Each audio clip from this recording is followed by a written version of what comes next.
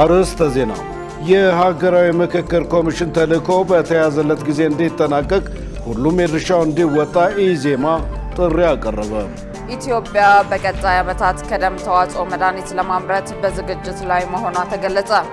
ከውጭ የዓለማችን አዛውንቱ መሪ የስልጣን ዘመናቸውን ለተጨማሪ 7 ዓመታት ለማራዘም የሚፈልጉበት የካሜሩን ምርጫ የድምጽ ቆጠራ እየተካሄደ ነው ተባለ።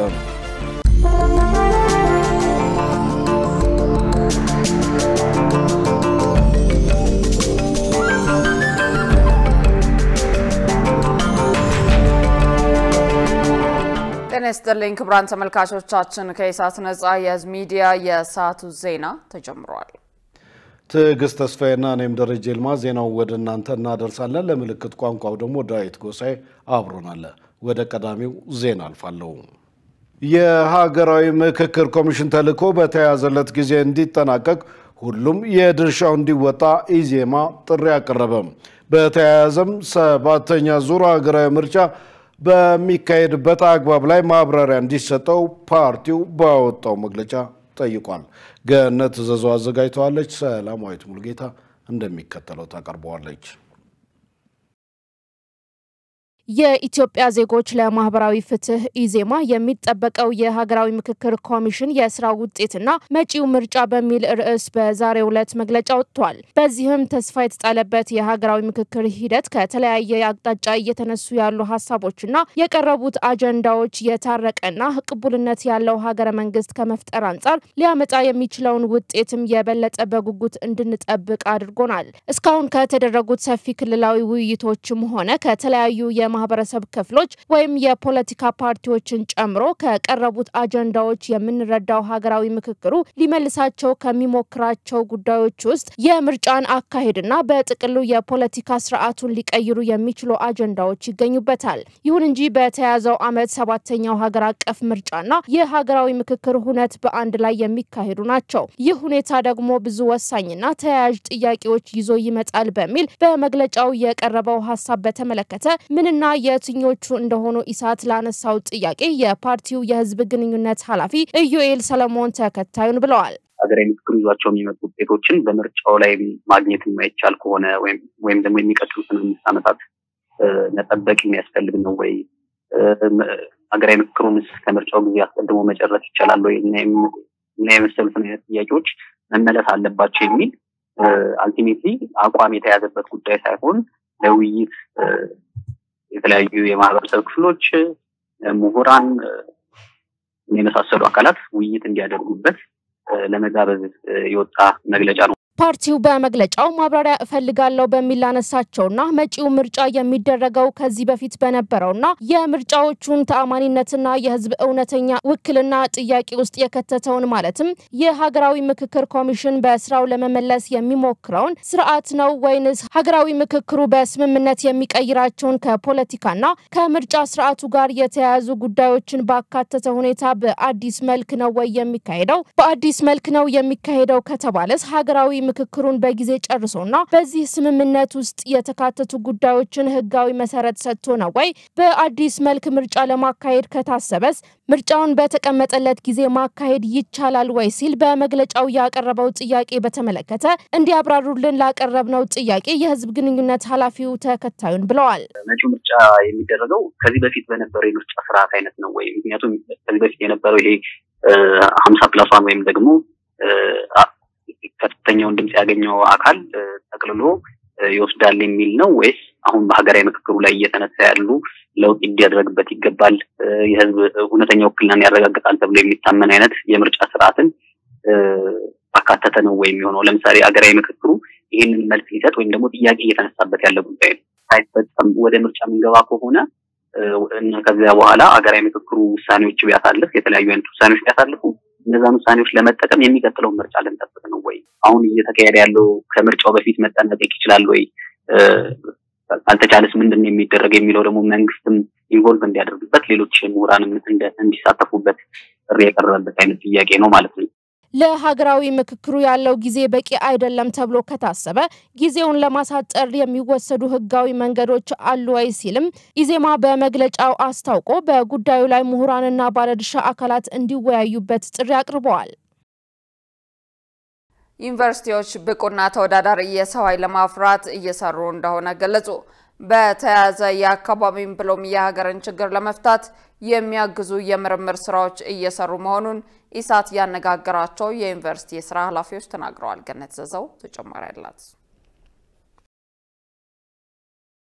ዩኒቨርሲቲዎች ብቁና ተወዳዳሪ ተማሪ እንዲያፈሩ ችግር ፈቺ ምርምር እንዲያከናውኑና ማህበራዊ አገልግሎት እንዲሰጡ ይጠበቃል። ከዚህ አንፃር ዩኒቨርሲቲዎች የሚያስተምሯቸው ተማሪዎች ስራ ፈላጊ ሳይሆኑ ስራ ፈጣሪ እና ተወዳዳሪ እንዲሆኑ ለማድረግ ምን እያደረጋችሁ ነው ሲል ኢሳት የዩኒቨርሲቲ የሥራ ኃላፊዎችን አነጋግሯል። የጎንደር ዩኒቨርሲቲ ፕሬዝዳንት ዶክተር አስራት አጸደወይን በሰጡት ምላሽ ዩኒቨርሲቲው የሚያስተምራቸውን ተማሪዎች ተወዳዳሪና ስራ ፈጣሪ እንዲሆኑ ለማድረግ እየሰራ ነው ብለዋል።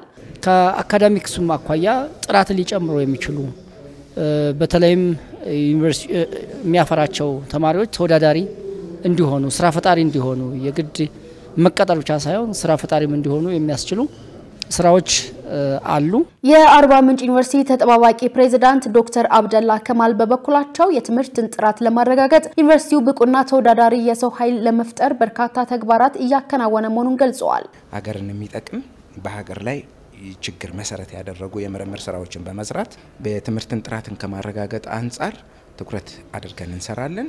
ጥራት ያለው ተወዳዳሪ ብቁ የሆነ ዜጋ ማምረት ከዛም ባለፈ ደግሞ ወደ መሬት የሚወርዱ ምርምሮች ተሰርቶ ሼልፍ ላይ የሚቀመጡ ሳይሆን አካባቢው ማህበረሰብ የሚጠቅሙ ብሎም ሀገርን የሚጠቅሙ ስራዎች እንድንሰራባቸው ታስቦ የተደረገ ነው። እኛም በእነዚህ ላይ ትኩረት አድርገን እንሰራለንና የባህር ዳር ዩኒቨርሲቲ ፕሬዝዳንት ዶክተር መንገሻ አየነ ደግሞ ትምህርት ሚኒስቴር በሚያስቀምጠው መስፈርት መሰረት የትምህርትን ጥራት ለማረጋገጥ እየሰራ ነው ብለዋል። በዚህም ዩኒቨርሲቲው ራስ ገዝ ለመሆን የሚጠበቅበትን ሁሉ አጠናቆ ከሚኒስቴሩ ምላሽ እየጠበቀ ስለመሆኑም ተናግረዋል። በኦቶኖሚ ክራይቴሪያ መሰረት አሟልቻለሁ አላሟለሁም ብሎ ራሱን ይገመግማል። አይ ቲንክ ባህር ዳር ዩኒቨርሲቲ በዚህ ረገድ ባለፈው አመት ሙሉን የሰራው ሰልፍ አሰስመንት ነበርና በሰልፍ አሰስመንቱ መሰረት እንግዲህ እንደ ተቋም የክራይቴሪያውን ወደ አውቶኖሚ የሚያሻግረውን ክራይቴሪያ በአመዛኙ አሟልተናል። ስለዚህ ሚኒስትሪያችን ገምግሞ አውቶኖሚ አዋርድ ያርገን የሚል ጥያቄ አቅርበናል ማለት ነው። የጎንደር ዩኒቨርሲቲ ፕሬዝዳንት ዶክተር አስራት አጸደወይን አክሎም በተለይም በትምህርት በቱሪዝም በኢንቨስትመንትና በሌሎች ተያያዥ ጉዳዮች ላይ የሚስተዋሉትን ችግሮች በምርምር በመፈተሽና ከህብረተሰቡ ጋር በመወያየት መፍትሄ ለማምጣት በትኩረት እየሰራ ስለመሆኑ እንዲህ ብለዋል። በትምህርት ላይ እየተስተዋለ ያለውን ችግር ከመፍታት አኳያ ቱሪዝም አንዱ ትልቅ ተግዳሮት እየገጠመ ያለው ቱሪዝም ዘርፉን በመሆኑ የቱሪዝም ዘርፉን ከማሻሻል አኳያም ኢንቨስትመንትን ከመጨመር አኳያም ጤናም በተመሳሳይ ጤናውም ዘርፍ ላይ ያሉ ወቅታዊ ያሉ ችግሮች ምን ናቸው የሚለው መለየት ስራ ሰርተናል። ምርምሩ ደግሞ ቀሪ ባልተፈቱ ችግሮች ላይ እያተኮረ የሚሄድ ነው ማለት ነው። ለማህበረሰባችን ወይም ለሀገራችን የቅድሚያ ችግር እየዋልነው ነው ማለት ይቻላል። በዩኒቨርሲቲዎች የተጀመረው የቃል ኪዳን ትስስር ተማሪዎች በተመደቡበት አካባቢ እንዲዋሃዱ ብሎም የባህል ትስስር እንዲፈጠር የሚያደርግ በመሆኑ መልካም ተግባር ነው ሲሉ የዩኒቨርሲቲዎቹ ፕሬዝዳንቶች ተናግረዋል። ኢትዮጵያ በቀጣይ ዓመታት ከደም ተዋጽኦ መድኃኒት ለማምረት በዝግጅት ላይ መሆኗ ተገለጸ። ፕላዝማ የተሰኘው የደም ተዋጽኦ የቆይታ ጊዜው ረጅም ቢሆንም በሀገሪቱ እስካሁን አገልግሎት ላይ እየዋለ እንዳልነበር የኢትዮጵያ ደምና ህብረ ህዋስ ባንክ አገልግሎት ምክትል ዋና ዳይሬክተር ለኢሳት ገልጸዋል። መሳይ ገዛኸኝ ኢትዮጵያ የመድኃኒት ፍላጎቷን ለመሙላት በአመት ከ21.6 ሚሊዮን ዶላር በላይ ወጪ እንደምታወጣ ይገለጻል። በዚህም የተነሳ 90% የሚሆነው የሀገሪቱ የመድኃኒት አቅርቦት ከውጪ በሚመጡ ምርቶች የሚሸፈን ነው ይባላል። የኢትዮጵያ ደምና ህብረ ህዋስ ባንክ አገልግሎት ደምና ህዋስን ማሰባሰብ ዋነኛ ስራው ነው። ተቋሙ በቀጣይ ዓመት የሚከወኑ በርካታ ተግባራት አለኝ ብሏል። ከነዚህም መካከል ከደም የሚመረት መድኃኒት ለማዘጋጀት እቅድ እንዳለው ተሰምቷል። የኢትዮጵያ ደምና ህብረ ህዋስ ባንክ አገልግሎት ምክትል ዋና ዳይሬክተር ጤናዬ ደምሴ ሐሳቡ ተጨማሪ ዓመታት የሚፈልግ ቢሆንም በከፍተኛ ወጪ ወደ ሀገር ውስጥ የሚገባውን ከደም ተዋጽኦ የሚመረት መድኃኒት ለመስራት ግን በስፋት እንደታቀደ ገልጸዋል። ደም ከደምነቱም ባሻገር መድኃኒትም ጭምር ነው። የተለያየ ሀገራቶች ከደም ከሚገኙ ብዙ ፕሮዳክቶችን ፕሮዲዩስ ያደርጋሉ፣ መድኃኒቶች ማለት ነው። ፕላዝማ ምንለው የደም ተዋጽኦ አለ። ሼልፍ ላይፉ ወይም ደግሞ የቆይታ ጊዜው 1 አመት ነው። ሪሌቲቭሊ ከሌሎቹ የደም ተዋጽኦዎች እሱ ነው ብዙም ይቆየው። ያ የደም አይነት ግን አብዛኛውም ጊዜ በእኛ ሀገር እየተጠቀምንበት አይደለም። ምክንያቱም አንደኛ የስቶሬጅ ካፓሲቲ ስለሌለም ቆይታውን ብዙ ስለሆነ ብዙ ጊዜ ዲስካርድ ይደረጋል። ነገር ግን ያ ግን ለመድኃኒትነት ይውላል። ሌሎች ሀገራቶች ከተለያዩ የአፍሪካ ሀገራት ይሄንን የደም ተዋጽኦ በመሰብሰብ ወደ መድኃኒትነት እየቀየሩ እንግዲህ ሳውዝ አፍሪካ ላይ ወደ 11 የሚጠጉ መድኃኒቶች ይመረታል ከዚህ ከፕላዝማ ከምንለው የደም ተዋጽኦ። ከፕላዝማ የሚመረተው መድኃኒት ካንሰርን ጨምሮ የተለያዩ በሽታዎችን ለማከም ይውላል። ዳይሬክተሯ ከተዋጽኦ መድኃኒት ማምረት እስከሚጀመር ድረስ ግን ለተጨማሪ ጊዜ እንዳይባክን ለሌሎች ሀገራት በመላክ በተመጣጣኝ ዋጋ መድኃኒቶችን ለመግዛት ጥረት እናደርጋለን ብለዋል። እኛም ሀገር ቢያንስ ይሄንን ማምረት ባንችልም ፕላዝማውን ኤክስፖርት አድርገን እነዚህን የደም ተዋጽኦች በተመጣጣኝ ዋጋ ወደ ሀገር ውስጥ የምናስገባበት መንገድ አልፎም ደግሞ በ5 ዓመት የ6 ዓመት እቅዳችን በደንብ እቅዳችን ውስጥ ታሳቢ አድርገን ደግሞ በሀገር ውስጥ ደግሞ የሚመረትበት አይነት መንገድ ልንፈጥር በጣም እንግዲህ እቅዶች ይዘናል። በዘንድሮ ዓመት ያንን የፕላዝማ ምርት ኮሌክት አድርገን በደንብ ስቶር አድርገን ኤክስፖርት አድርገን በተመጣጣኝ ዋጋ አንደኛ ኢንካይ እንዲሆኑ መድኃኒቶችን ማስገባት፣ ሁለተኛ ደግሞ በገንዘብም ዋይዝ ራሱ እንትን ማለት ይቻላል። ይሄ ለተቋማችን ብሎም ለሀገርም ትልቅ ሬቨኑ ነው፣ ትልቅ የገቢ ምንጭ ነው የሚሆነውና አብዛኛውም ጊዜ ደም ባንኮች የበጀት ችግሮች አሉብን። ስለዚህ እንደዚህ አይነት አዳዲስ ፈጠራዎችን እየፈጠርን ገቢያችንን በደንብ ማስፋት አቅማችንን ማደራጀት እንችላለን። ኢትዮጵያ ለመድኃኒት የምታወጣውን ወጪ ለመቀነስና መድኃኒት በተመጣጣኝ ዋጋ ለማግኘት እንዲቻል በማህበረሰቡ ውስጥ ደም ስለመለገስ ያለው አመለካከት ሊሻሻል እንደሚገባ ተመልክቷል። ክቡራን ተመልካቾቻችን ከኢሳት ነጻ የህዝብ ሚዲያ ዜናዎቻችን ቀጥለዋል። በቀጣይነት የቢዝነስ መረጃዎችን ወደ እናንተ እናደርሳለን። የቢዝነስ መረጃዎችን ወደ እናንተ ልታደርስ ባልደረባችን ገነት ዘዘው እየጠበቀች ነው። ወደ መረጃዎቹ እናመራለን።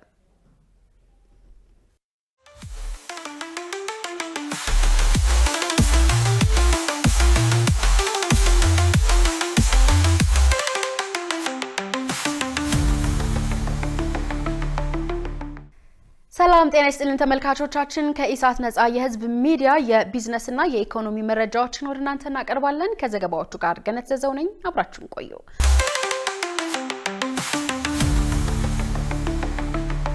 የቱሪዝም ሚኒስቴር የአደባባይ በዓላት ለሀገር ውስጥ ቱሪዝም ዘርፍ እድገት አስተዋጽኦ ያበረከቱ እንደሚገኙ አስታወቀ።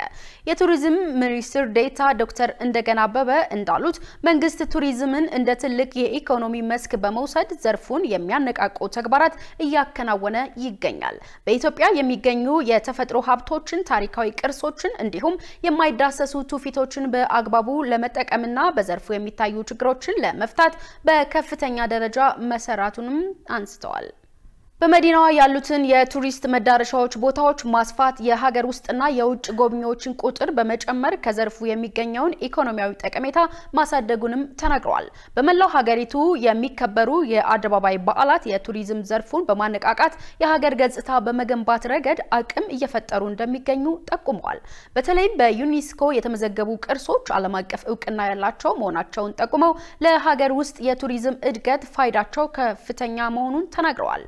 ቅርሶቹ ከውጪ ጎብኚዎች ከሚገኘው ገቢ በላይ በዩኔስኮ በኩል ለጥናትና ምርምር የሚመጣው ሀብትም በርካታ መሆኑን ጠቁመዋል። ዘገባው የኢዜአ ነው። የአርሶ አደሩን የድህረ ምርት ብክነት ለመቀነስና ምርትና ምርታማነትን ለማሳደግ ሜካናይዜሽንን ጥቅም ላይ የማዋል ተግባራት ተጠናክረው ይቀጥላል ሲል የግብርና ሚኒስቴር አስታወቀ። ዘመናዊ ቴክኖሎጂዎችን በመጠቀም የምርትን ብክነት በመቀነስ የዜጎችን የምግብ ዋስትናና ዘላቂ ልማት ለማረጋገጥ ትኩረት ተደርጎ እየተሰራ መሆኑም ተመልክቷል። ከዚህ ውስጥም አርሶ አደሩ ዘመናዊ የመውቂያ የማጨጃና የምርት መሰብሰቢያ መሳሪያዎችን እንዲጠቀም በማድረግ የምርት ብክነት ለመቀነስ እየተሰራ መሆኑ መሆኑም ተጠቁሟል። በግብርና ሚኒስቴር የሰብል ልማት መሪ ስራ አስፈጻሚ አቶ ኢሳያስ ለማ እንደገለጹት ዘር በሚዘራበት ሰብል በሚሰበሰብበትና በሚወቃበት ወቅት ሜካናይዝድ የእርሻ መሳሪያዎችን በማሰራጨትና አርሶ አደሩ እንዲጠቀምባቸው እየተደረገ ይገኛል ብለዋል። በተለይ የአሁኑ ወቅት የበልግ ምርት የሚሰበሰብበት ጊዜ በመሆኑ ብክነትን ለመቀነስ የተጠናከሩ ተግባራት እየተከናወኑ መሆኑን ገልጸዋል። በዋናነትም ስንዴ በሚያመርቱ አካባቢዎች የመውቂያ ኮምባይነር በስፋት እየተሰራጨ መሆኑን ተናግረዋል። የኢትዮጵያ ግብርና ትራንስፎርሜሽን ኢንስቲትዩት ዋና ዳይሬክተር ዶክተር ማንደፍሮ ንጉሴ በበኩላቸው ምርትና ምርታማነትን ለማሳደግ አርሶ አደሩ የተለያዩ ቴክኖሎጂዎችን እንዲጠቀም እየተደረገ ነው ብለዋል። በተለይም በኩታ ገጠም የሚያርሱትን አርሶ አደሮች በማደራጀት በጋራ እንዲሰሩና የምርትን ብክነት እንዲከላከሉ ለማድረግ እየተሰራ መሆኑን ጠቅሰዋል። ዘገባው የኢዜአ ነው። የትራንስፖርትና ሎጂስቲክስ ሚኒስቴር በአዲስ አበባ ከተማ የኤሌክትሪክ ተሽከርካሪዎች ፋብሪካ ሊገነባ ነው አለ። በዚህም በአዲስ አበባ የኤሌክትሪክ ተሽከርካሪ ፋብሪካ ለመገንባት ከአውሮፓ ኩባንያ ጋር ስምምነት መደረሱ ተመልክቷል። የትራንስፖርትና ሎጂስቲክስ ሚኒስትር ዴኤታ በረኦ ሐሰን መቀመጫውን አውሮፓ ካደረገው ባትስዋፕ አውቶሞቲቭ ኃላፊዎች ጋር በጉዳዩ ላይ ተወያይቷል። ትብብሩ አዲስ አበባ ውስጥ የኤሌክትሪክ ተሽከርካሪ ማምረቻ ፋብሪካ መትከል፣ የባትሪ ማምረቻና ጥናትና ምርምር እንዲሁም የአረንጓዴ ትራንስፖርት ዘርፍ ልዩ የኢኮኖሚ ዞን ማቋቋምን እንደሚያካትት ተመልክቷል። በ2026 በሚተገበረው የስምምነቱ የመጀመሪያ ምዕራፍ 10 አውቶማቲክ የባትሪ መለዋወጫ ጣቢያዎች በአዲስ አበባ እንደሚዘረጉ ተገልጿል። ስምምነቱ ኢትዮጵያ በአፍሪካ የአረንጓዴ እንቅስቃሴ ዘርፍ ቁልፍ ተዋናይ ከመሆን ራዕይዋ ጋር የተጣጣመ መሆኑም ተመልክቷል። የተከበራችሁ ተመልካቾቻችን አሁን ደግሞ የዕለቱን የውጭ ምንዛሬ ዋጋና የብሔራዊ ባንክ የወርቅ ግብይት መረጃ ተከታትለን እንመለስ።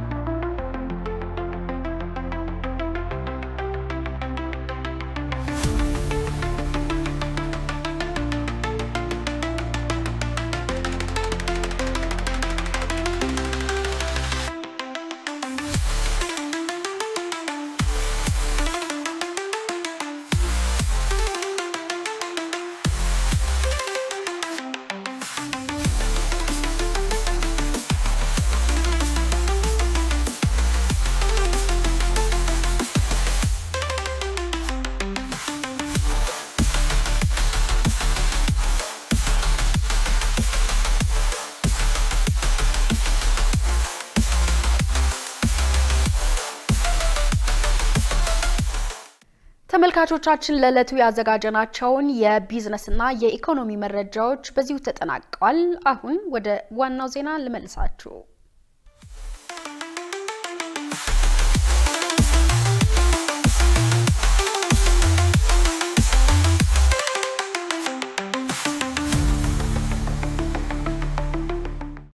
ክቡራን ተመልካቾቻችን ከኢሳት ነጻ የህዝብ ሚዲያ ዜናዎቻችን አሁንም እንደቀጠሉ ናቸው። በቀጣይነት ወደ ውጭ ዘገባዎች አምራለሁ። የዓለማችን አዛውንቱ መሪ የስልጣን ዘመናቸውን ለተጨማሪ 7 ዓመታት ለማራዘም የሚፈልጉበት የካሜሮኑ ምርጫ የድምጽ ቆጠራ እየተካሄደ ነው ተባለ። ፕሬዝዳንት ፖል ቢያ የ92 ዓመት የዕድሜ ባለጸጋ ሲሆኑ ላለፉት 4 አስርት ዓመታት በስልጣን ላይ ይገኛሉ። ዮሐንስ ተስፋ ተጨማሪ ያለው ፕሬዝዳንት ፖል ቢያ እንደ አውሮፓውያኑ አቆጣጠር ከህዳር 6 ቀን 1982 ጀምሮ የካሜሮን ፕሬዝዳንት ሆነው እያገለገሉ ይገኛሉ። በዚህም በአፍሪካ ለረጅም ጊዜ ካገለገሉ መሪዎች አንዱ ተብለዋል። ቢያ ፕሬዝዳንት ከመሆናቸው በፊት ከ1975 እስከ 1982 በፕሬዝዳንት አህመዱ አሂድጆ ስር የሀገሪቱን ጠቅላይ ሚኒስትርነት ጨምሮ በተለያዩ የመንግስት የሥራ ኃላፊነቶች ላይ አገልግለዋል።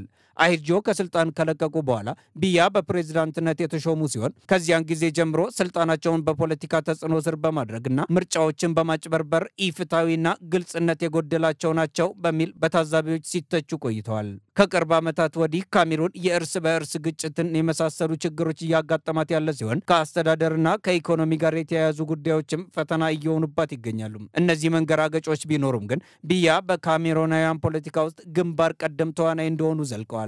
የፕሬዝዳንት ፖል ቢር ደጋፊዎች የሚሰበሰቡት ድምጽ ለመስጠት ሳይሆን ፕሬዝዳንቱ ወደ ምርጫ ጣቢያቸው ሲደርሱ ለመቀበልም ነው። አሸንፈው በስልጣናቸው የሚቆዩ ከሆነ እድሜያቸው 100 ዓመት እስከሚሞላው በስልጣን ላይ ይቆያሉ ማለት ነው። ይህ ሁሉ እንዲሆን ግን መጀመሪያ ማሸነፍ ይኖርባቸዋል። ከግምት ብርቅ እመርጣለሁ። እርግጠኛ የሆነ ነገር የለም። ስለማድርገው ነገር መናገር የምችለው አሸናፊ በሆን ብቻ ነው።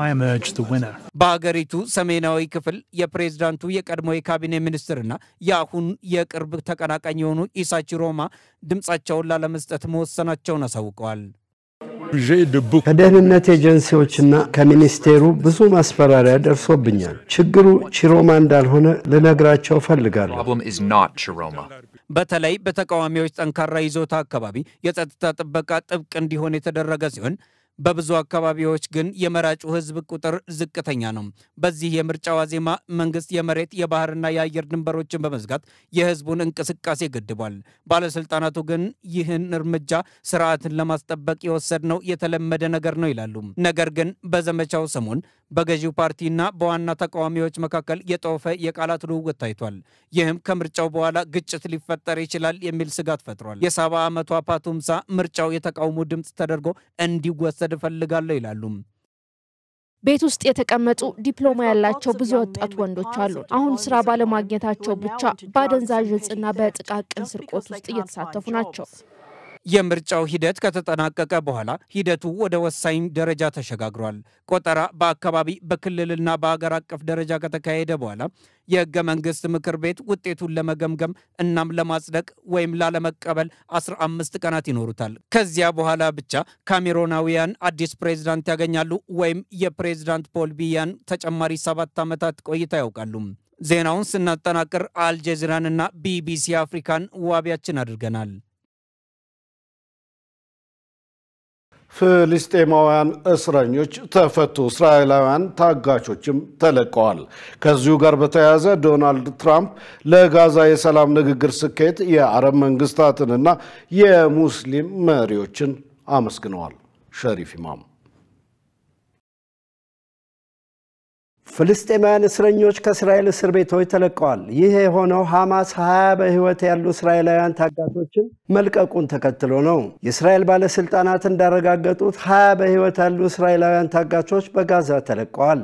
እነዚህ በህይወት ያሉ ታጋቾች መለቀቃቸውን ተከትሎም እስራኤላውያን ደስታቸውን ወደ አደባባይ ወጥተው ገልጸዋል። በህይወት ያሉና የተለቀቁ ታጋቾች በደቡባዊ እስራኤል ሪም ወታደሮች ካምፕ የመጀመሪያ ሕክምና ምርመራ ከተደረገላቸው በኋላ እንዲያገግሙ ወደ ሆስፒታል እንደሚወሰዱ ታውቋል። በተመሳሳይ በተያዘው ዌስት ባንክ ራማላህ በርካታ ቁጥር ያለው ፍልስጤማውያን ከእስራኤል እስር ቤት የተለቀቁትን ፍልስጤማውያን እስረኞች አደባባይ ወጥተው ተቀብለዋቸዋል። ይህ በእንዲህ እንዳለ የአሜሪካው ፕሬዚደንት ዶናልድ ትራምፕ በግብፅ ሻርም አልሼክ ዓለም አቀፋዊ ስብሰባ ከመካሄዱ ቀደም ብሎ በእስራኤል ፓርላማ ኬንሴት ተገኝተዋል። የእስራኤል ፓርላማ አባላት ፕሬዚደንት ዶናልድ ትራምፕን ቆመው በሞቀ ጭብጨባ ተቀብለዋቸዋል። በምክር ቤቱ ኔታንያሁ ባደረጉት ንግግር ፕሬዚደንት ትራምፕ ከእርሶ ጋር ቀደም ሲል በጀመርነው በአብርሃም ስምምነት መሰረት መጓዝ እንፈልጋለን። በእርሶ አመራር በአካባቢያችን ከአረብ ሀገራት እንዲሁም ከሙስሊም ሀገራት ጋር ከአካባቢያችን ውጭ አዲስ የሰላም ስምምነት ላይ እንደርሳለን ብለዋል። የአሜሪካው ፕሬዚደንት ዶናልድ ትራምፕ ለእስራኤል ፓርላማ ባደረጉት ንግግር ሐማስ ታጋቾች እንዲለቅ ግፊት በማድረጋቸው ለአረብ መንግስታትና ለሙስሊም መሪዎች አድናቆታቸውን በመግለጽ አመስግነዋል። ትራምፕ በዚህ ወቅት ከፍተኛ የሆነ እገዛ ነበር፣ እናንተ ከምትገምቱት በላይ። ለዚህ ድርጊታቸው ላመሰግናቸው ፈልጋለሁ። ይህ ለእስራኤላውያንና ለዓለም የማይታመን ደስታ ነው። እነዚህ መንግስታት ለሰላም ሲባል አብረውን ሰርተዋል ብለዋል። ከሁለት አስጨናቂ ዓመታት ከጨለማና ግዞት ጊዜ በኋላ 20 ደፋር ታጋቾች ወደ ቤተሰቦቻቸው የክብር እቅፍ ውስጥ እየተመለሱ ነው። ትራምፕ ንግግር በሚያደርጉበት ወቅት የምክር ቤት አባላት ስብሰባውን አውከዋል። በዚህም 2 የምክር ቤት አባላት ከስብሰባው እንዲወጡ ተደርገዋል። የእስራኤሉ ጠቅላይ ሚኒስትር ቤንያሚን ኔታንያሁ በግብፅ በሚካሄደው የሰላም ስብሰባ ላይ ከአሜሪካው ፕሬዝደንት ጋር በመሆን እንደሚካፈሉ ታውቋል። የፍልስጤሙ ፕሬዝደንት ማህሙድ አባስም ሰኞ በሚካሄደው ስብሰባ ላይ እንደሚገኙ የግብፅ ፕሬዝደንት ቃል አቀባይ መሐመድ አልሽናዊ በኦንላይን ባስተላለፉት መልእክት አስታውቀዋል። ትራምፕ በቀጣይ ወደ ግብፅ እንደሚያመሩ ይጠበቃል። ከ20 ሀገራት በላይ መሪዎች ይሳተፉበታል ተብሎ በሚጠበቀው ስብሰባ በጋዛ ወደፊት ዕጣ ፈንታ ላይ ይመክራል። ዜናውን ስናጠናቀር ሲኤንኤንና አልጀዚራን በመረጃ ምንጭነት ተጠቅመናል። ውድ ተመልካቾች ከኢሳት ነጻ ህዝብ ሚዲያ የሰዓቱ ዜና ወደ እናንተ መድረሱ እንደቀጠለ ነው። አሁን ደግሞ የስፖርት ዘገባዎችን ወደ እናንተ የምናደርስበት የአየር ጊዜ ላይ ደርሰናል። ሙሉ ቀን ሰለሞን ይጠብቀናል። ወደዛው እንለፍ። ለጥንነት ለምት ለወዳጅነት ሰላም ጤና ይስጥልን ተመልካቾቻችን ከኢሳት ነጻ የህዝብ ሚዲያ ለዕለቱ ያዘጋጀናቸውን ስፖርታዊ መረጃዎች ይዘን ቀርበናል። ከመረጃዎቹ ጋር ሙሉቀን ሰለሞን ነኝ። ቅዱስ ጊዮርጊስ የህዳሴ ዋንጫ አሸናፊ ሆነ። ለ19ኛ ጊዜ የተዘጋጀው የአዲስ አበባ ከተማ ዋንጫ ወይም በዘንድሮ ስያሜው የህዳሴ ዋንጫ በቅዱስ ጊዮርጊስ አሸናፊነት ተጠናቋል። ትናንት በተደረገው የፍጻሜ ጨዋታ አሸናፊ ጌታቸውና አዲሱ አቱላ ባስቆጠራቸው 2 ጎሎች ቅዱስ ጊዮርጊስ መቻልን 2-1 በማሸነፍ ሻምፒዮን ሲሆን ቻርልስ ሙሰጌ ለመቻል 1 ጎል አስቆጥሯል። ፈረሰኞቹ የትናንቱን ድል ተከትሎ ውድድሩን ለ8ኛ ጊዜ በማሸነፍ ቀዳሚ ሆነዋል። ከዋንጫው ጨዋታ በፊት በተደረገው የደረጃ ጨዋታ ደግሞ ኢትዮጵያ ቡና ኢትዮ ኤሌክትሪክን 1-0 በማሸነፍ 3ኛ ደረጃ ይዟል። በመሆኑም መቻል የብር ኢትዮጵያ ቡና የናስ ሜዳሊያ በማግኘት ውድድሩን አጠናቀዋል። አትሌት ሀዊ ፈይሳ የቺካጎ ማራቶን አሸነፈች። ሀዊ ፈይሳ 47ኛውን የቺካጎ ማራቶን 2 ሰዓት ከ14 ደቂቃ ከ56 ሰከንድ በመጨረስ በቀዳሚነት አጠናቃለች። ሌላኛው ኢትዮጵያዊት መገርቱ አለሙ ደግሞ 2ኛ ደረጃ ይዛ ጨርሳለች። በወንዶች ዘርፍ የተደረገው የቺካጎ ማራቶን ደግሞ በዩጋንዳ አትሌት ጃኮብ ኪፕሎሞ አሸናፊነት ሲጠናቀቅ ኬንያውያኑ አሞስ ኪፕሩቶና አሌክስ ማሳይ 2ኛና 3ኛ ሆነዋል። ኢትዮጵያውያኑ ሁሰዲን መሐመድና ሰይፉ ቱራ ደግሞ 5ኛና 6ኛ ደረጃን በመያዝ አጠናቀዋል። የቀድሞው የአርሰናል አማካይ ጃክ ዊልሸር የሉተን ታውን አሰልጣኝ ሆኖ ተሾመ። የ33 ዓመቱ እንግሊዛዊ ጃክ ዊልሸር የሊግ አንዱን ቡድን ሉተን ታውንን በአሰልጣኝነት መረከቡ ይፋ ተደርጓል። የፕሮፌሽናል እግር ኳስ ህይወቱን በሉተን ታውን ተጫዋችነት የጀመረው ጃክ ዊልሸር የሙሉ ጊዜ ፕሮፌሽናል አሰልጣኝነትንም በተመሳሳይ ክለብ ጀምሯል። በተከታታይ ጉዳት ምክንያት ገና በ30 ዓመቱ ጫማውን የሰቀለው የቀድሞው የአርሰናል ወጣት ቡድን አሰልጣኝ ዊልሸር ባለፈው የውድድር ዘመን በጊዜያዊነት ይዞት ከነበረው ኖርዊች ሲቲ ጋር ከተለያየ ወዲህ ያለ ስራ መቆየቱ ይታወቃል። በ2023-24 የውድድር ዘመን በፕሪሚየር ሊጉ ተሳታፊ የነበረው ሉተን ታውን በተከታታይ ዓመታት 2 ሊጎች በመውረድ በአሁኑ ሰዓት በእንግሊዝ 3ኛ ሊግ በሆነው ሊግ 1 11ኛ ደረጃ ላይ ይገኛል። የካፍ የዓለም ዋንጫ ማጣሪያ የመጨረሻ የምድብ ጨዋታዎች ዛሬና ነገ ይደረጋሉ። በዚህም ዛሬ ምሽት 1 ሰዓት ላይ በምድብ 4 ካሜሩን ከአንጎላ፣ ኬፕ ቨርዴ ከስዋቲኒ ይጫወታሉ። ምድቡን ኬፕ ቨርዴ በ20 ነጥብ ስትመራ ካሜሩን በ18 ነጥቦች ትከተላለች። ኬፕ ቨርዴ ለዓለም ዋንጫ ካለፈች በታሪኳ ለመጀመሪያ ጊዜ ይሆናል። የማለፍ ተስፋ ያላቸው 3 ሀገራት በሚፎካከሩበት ምድብ 3 ደግሞ ደቡብ አፍሪካ ከሩዋንዳ፣ ናይጄሪያ ከቤኒን ነገ ከምሽቱ 1 ሰዓት ላይ ይጫወታሉ። ምድቡን ቤኒን በ17 ነጥብ በመምራት አንደኛ ደረጃ ላይ ስትቀመጥ ያልተገባ ተጫዋች በማሰለፍ በቅጣት ምክንያት 3 ነጥብ የተቀነሰባት ደቡብ አፍሪካ በ15 ነጥብ ሁለተኛ፣ ናይጄሪያ በ14 ነጥብ 3ኛ ደረጃ ላይ ተቀምጠዋል። በሌሎች ጨዋታዎች በምድብ 2 ዲሞክራቲክ ሪፐብሊክ ኮንጎ ከሱዳን፣ ሴኔጋል ከሞሪታኒያ ነገ ከምሽቱ 4 ሰዓት ላይ ይገናኛሉ። በምድብ 2 ሴኔጋል 21 ነጥብ፣ ዲሞክራቲክ ሪፐብሊክ ኮንጎ 19 ነጥብ በመያዝ አንደኛና ሁለተኛ ደረጃ ላይ ተቀምጠዋል። በምድብ 6 ደግሞ አይቮሪ ኮስት ከኬንያ፣ ጋቦን ከቡሩንዲ ከምሽቱ 4 ሰዓት ጀምሮ ይጫወታሉ። ምድቡን አይቮሪ ኮስት 23፣ ጋቦን 22 ነጥቦች በመያዝ ይመሩታል።